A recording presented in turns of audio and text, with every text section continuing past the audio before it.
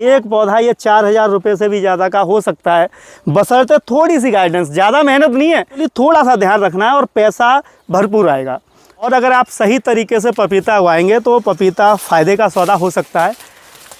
सही किस्म, सही रखरखाव और 6 से 7 महीने में हार्वेस्टिंग पपीते की। मैं पहुंचा हूं नीमच बराड़ा गांव में और मेरे साथ किसान भी साथ में हैं। भाई से मिले हैं, भाई अपना परिचय देंगे। जी, मेरा नाम देवांश पाटीदार है। और इन्होंने बड़े स्तर पे, लार्ज स्तर पे जो है पपाया की फार्मिंग कराई है। तो पूरा बगीचा आप देख रहे हैं, ज़रा दिखाइए। देखिए, ऐसे पपीते के बढ़िया पौधे इन पर मिल जाएंगे, लेकिन किसान ही इनसे संपर्क करें तो ज़्यादा अच्छा है। इन्होंने बड़े स्तर पे, लार्ज स्तर पे जो है पपाया की फार्मिंग कराई है बड़े भाई के साथ। और बड़े भाई बताएंगे क्या वास्तव में फ़ायदे का सौदा है तो कैसे। ये गांव सरवनिया महाराज में है और मेरे सेठ जी हैं, पूर्व मिनिस्टर साहब के पोते हैं। कोई किसी प्रकार की कोई चीज़ की कमी नहीं होते हुए इन्होंने पढ़ाई करते हुए एक कृषि की तरफ इन्होंने ध्यान लगाया। और मैं कहना चाहता हूं कि हमारे यहाँ कृषि को बड़ा ही निम्न माना जाता है, जबकि ऐसा नहीं है। अगर युवा इस फील्ड में आगे आएँ तो कोई ऐसा कारण नहीं कि खेती को आगे प्रमोट ना किया जा सके। आपको अभी आइडिया नहीं है कि एक पौधा ये 4,000 रुपये से भी ज़्यादा का हो सकता है, बशर्ते थोड़ी सी गाइडेंस। ज़्यादा मेहनत नहीं है, ऐसा कोई बहुत साइंस नहीं है इसमें कि नासा ही जाकर बताएगी। एक्चुअली थोड़ा सा ध्यान रखना है और पैसा भरपूर आएगा। इस एक पौधे की कमाई 2,500 रुपये अभी वर्तमान की स्थिति से चल रही है। आगे अगर भाव काम ज़्यादा होते हैं तो 1,000 रुपये का एक पौधा बनता है। बात इतने सारांश की ये है कि अगर किसान सही तरीके से प्रॉपर गाइडेंस में काम करे तो पपीता फ़ायदा देगा ही देगा। दूसरे फसलों की अपेक्षा, पीछे सरसों लगी हुई है, क्या सरसों से इतना फ़ायदा हो सकता है? नहीं होता सर इतना। यहाँ पर चना काफ़ी बड़ी मात्रा में होता है, दलहन, और काफ़ी कॉस्टली भी होता है, फिर भी उतना फ़ायदा नहीं है। लहसुन भी लगाया हुआ है, लहसुन भी कभी कभी बिल्कुल जीरो हो जाता है, लेकिन पपीते का भाव 10 रुपये किलो भी अगर मिल जाए ना, फिर भी ये घाटे का सौदा नहीं है।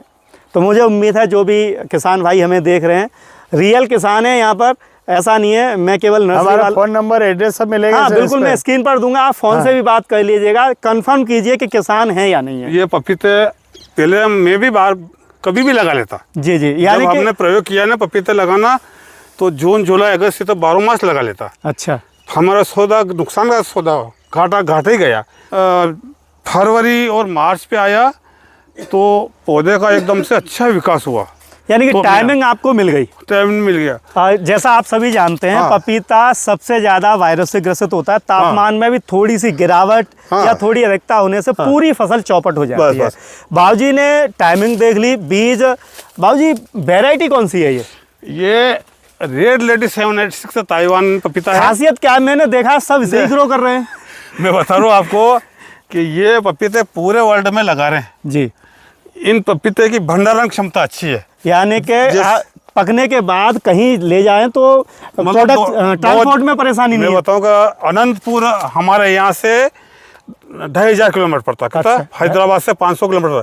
वहाँ के पपीते नीमच में आ रहे हैं, वहाँ के पपीते जोधपुर जा रहे हैं, वहाँ के पपीते दिल्ली जा रहे हैं। यानी किसान इसे तोड़कर कहीं भी ले जा सकता है। बिल्कुल। मैं बताऊं कि जैसे ये देखिए आप, दिखाइए जरा। ये पूरा पक गया जी। ये फिर भी नहीं दबेगा, और ऐसे और इस प्रकार से ये पट्टे आ रहे हैं ना, फिर भी तोड़ सकते।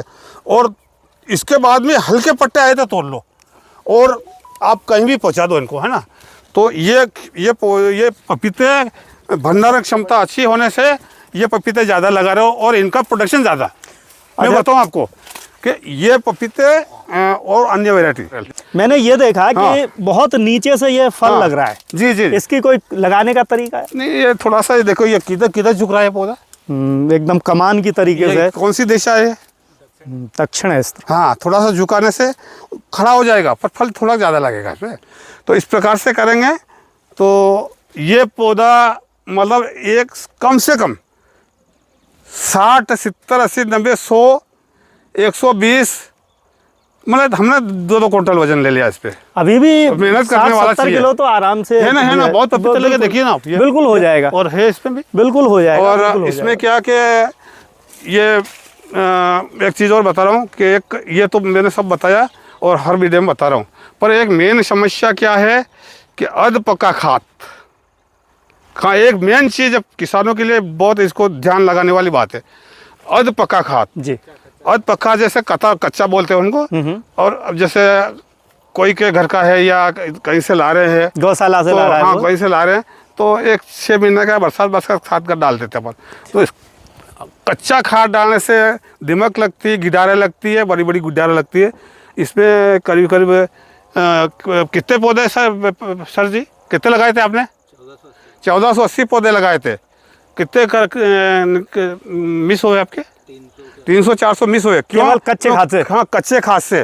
तो कच्चा खाद नहीं डालना। अब मैंने सर से भी बोला मैंने, और अन्य बगीचे लगाने वाले से बोल रहा हूँ कि यदि कच्चा खाद कभी मिल जाए या तो 1.5 साल पुराना होना चाहिए, चाहे गौशाला का हो। गोबर खाद ध्यान हाँ। रखिए, कम से कम 1.5 साल पुराना कोशिश चाहिए। कीजिए, और ज्यादा पुराना हो, लेकिन कच्चा मत डालिए।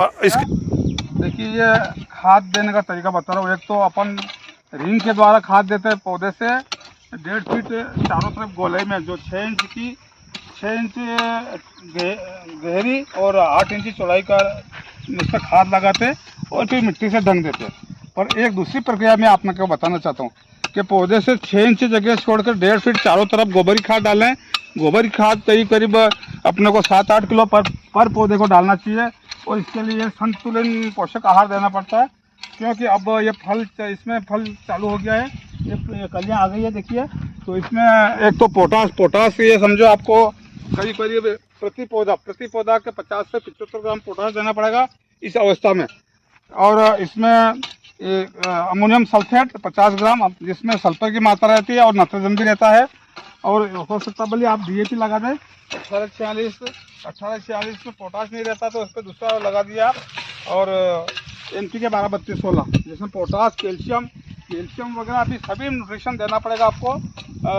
तो ये क्या कि ये जो फर्स्ट जो कली आ रही है ना, ये बिल्कुल ड्रो नहीं होगा, खिलेगी नहीं, फर्स्ट कली भी फल ले लेगा। तो इसलिए ये करना जरूरी है। और देखिए आप खेत भी साफ सट है, देखिए ये किसान कर रहा है, देखिए हाँ ये देखिए। इस प्रकार से ये करेंगे आप। जैसे पौधे से जो भी अपने को खाद लगाना, यानी पौधे से 6 इंच दूर से करीब 1.5 फीट चारों गोले में, इस प्रकार से पहले गोबर खाद डाल दीजिए, फिर ये अपना पोटाश डाल दीजिए, न्यूट्रिशन जो भी डालना हो डाल दीजिए। क्योंकि हमारे यहाँ लाल जमीन में पोटेशियम और कैल्शियम की मात्रा ज़्यादा, फिर भी पौधे में एक संतुलित भोजन की आवश्यकता रहती है, इसलिए इसको डालना पड़ता है ताकि ये सभी कलियाँ सक्सेस हो जाए। ये देखिए ये कलियाँ, ये देखिए ये कलियाँ, ये कलियाँ चालू हुई, यहाँ से फल स्टार्ट है। जय हिंद, जय भारत।